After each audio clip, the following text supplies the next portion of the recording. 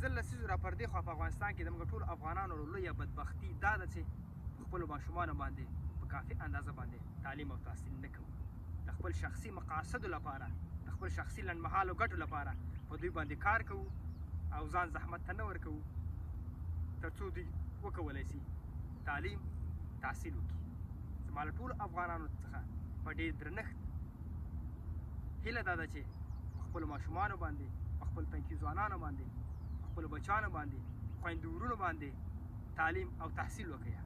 اجازه مه ورکوئ چې ستاسو بچیانو په سرنوښت باندې څوک لوبې وکړي. پنځه شپږ کاله به سختي راځي چې ځان سختي ته ورکړو،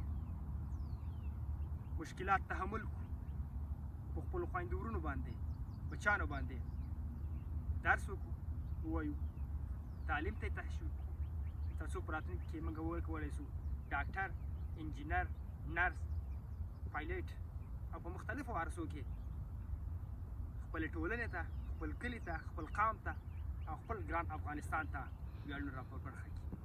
د 15 لسیزو بدبختي دا ده چې افغانستان کې هر ګوند، هره ډله، هر سمت چې قدرت ته رسېدلې ده، متاسفانه د افغانانو لپاره او په خاصه توګه د ځوان نسل لپاره د تعلیم تحصیل زمینه نه ده فراهمه کړې.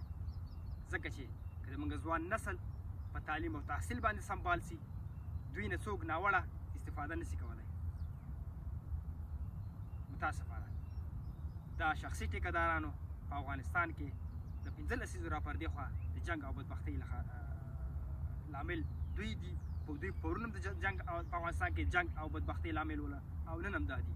زما له یو ځل بیا د ټولو خویندو ورونو معززه افغانانو څخه په ډېر درنښت دا ده چې په خپلو ماشومانو باندې درس ووایئ، تعلیم وکړئ، تحصیل وکړئ.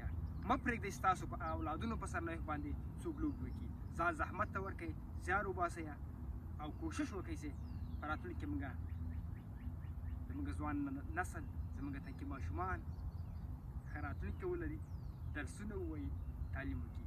د یو آزاد آباد افغانستان په هیله. السلام علیکم ورحمة الله وبرکاته.